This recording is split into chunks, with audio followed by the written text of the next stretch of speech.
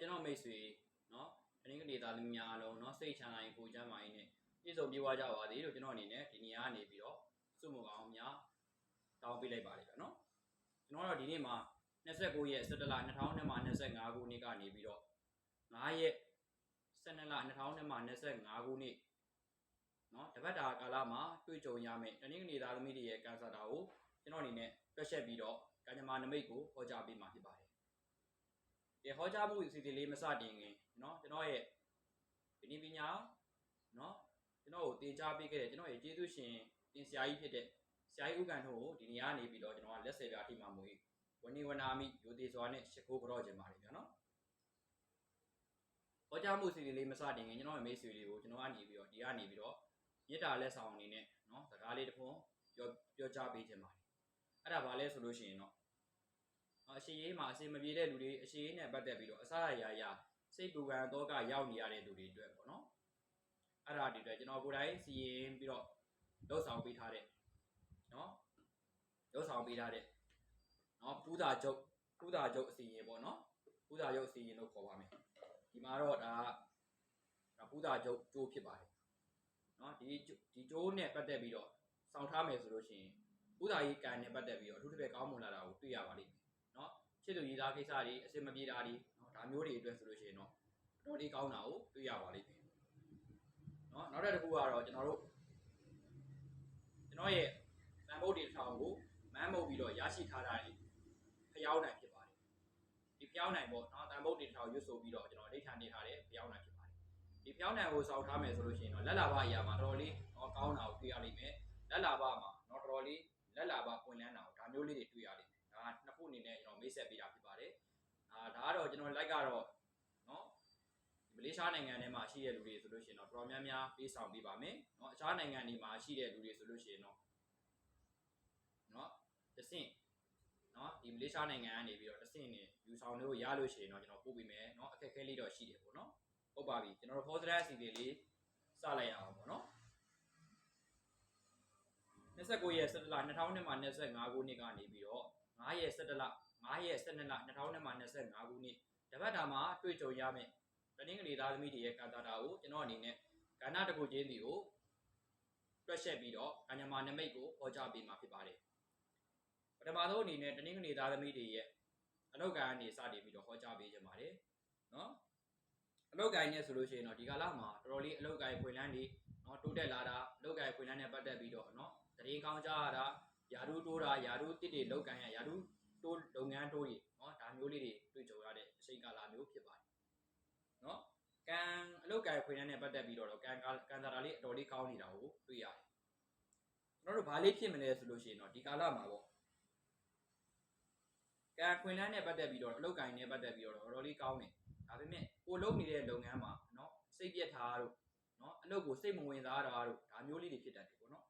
ပြီးခဲ့တဲ့နှစ်တွေလတွေကနော်စိတ်ပင်ပန်းထားတဲ့လူတွေနော်စိတ်ပင်ပန်းထားတဲ့နော်အချိန်တွေစိတ်ပင်ပန်းထားတဲ့ဒဏ်ရာတွေနော်စိတ်ပင်ပန်းလူပင်ပန်းဖြစ်လာတဲ့ဟာတွေကဒီကာလမှာပေါ်ပေါက်လာတဲ့ဟာမျိုးပေါ့နော်ဒါမျိုးလေးတွေဖြစ်တတ်တယ်အဲ့ဒါလေးနဲ့စိတ်ပင်ပန်းအလုတ်နဲ့ပတ်သက်ပြီးတော့အလုတ်အစင်မပြေဘူးလားဆိုတော့ပြေးတယ်ဒါပေမဲ့အလုတ်မှာလှုပ်ရှင်ကိုင်းစိတ်ကြောက်တာเนาะအလုပ်ကိုလုပ်နေတဲ့အလုပ်ကိုစိတ်မပါတာဒါမျိုးလေးတွေတွေ့ကြုံရတဲ့အချိန်ကာလမျိုးဖြစ်ပါတယ်เนาะနောက်ထပ်ဝေးကြီးကံစားတာဝေးကြီးကံစားတာမှာဆိုလို့ရှိရင်တော့ဝင်ငွေနဲ့ထွက်ငွေနဲ့မမျှနေတာဒါမျိုးလေးတွေကြုံရတတ်တယ်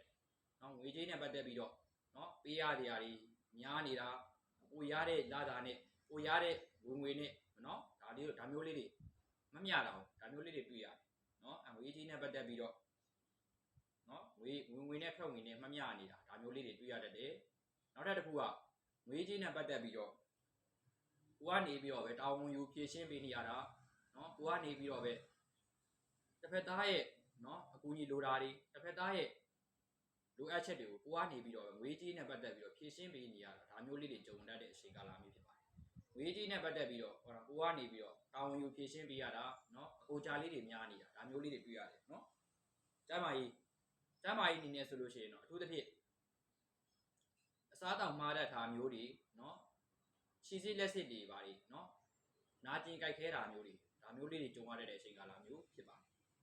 เนาะ ပညာရေးနယ်ပယ်မှာဆိုလို့ရှိရင်တော့အနောက်ရှက်ပေါ်တတ်တာပေါ့နော်ကိုကမကြိုးစားဘူးလားဆိုတော့ကိုကကြိုးစားတယ်ဒါပေမဲ့အနောက်ရှက်လေးတွေပေါ်တတ်တယ်ဒါမျိုးလေးတွေဖြစ်တတ်တယ်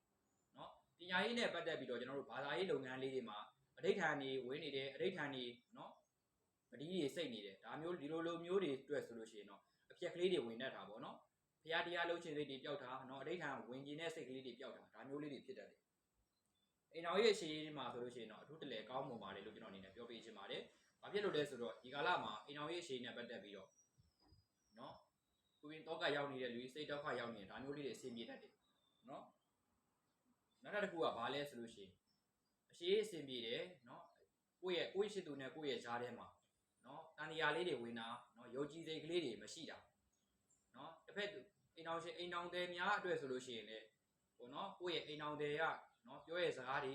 ကိုအိမ်တော်ပဲရှင်းချင်းနော်မတိမတိလေးတွေဖြစ်တာနော်ယုံကြည်မှုလေးတွေကင်းမဲ့တာကိုယ့်ရဲ့စကားလေးတွေကအရာမရောက်တာဒါမျိုးလေးတွေဖြစ်တတ်တဲ့အချိန်ကာလမျိုးဖြစ်ပါတယ်နော်ဒီအញ្ញံ့ခိုက်တွေနော်ပြေပြောက်ပြီးတော့ကောင်းကျိုးချမ်းသာလို့ရေးဆန္ဒတွေရရှိစေဖို့ဆိုလို့ရှိရင်တော့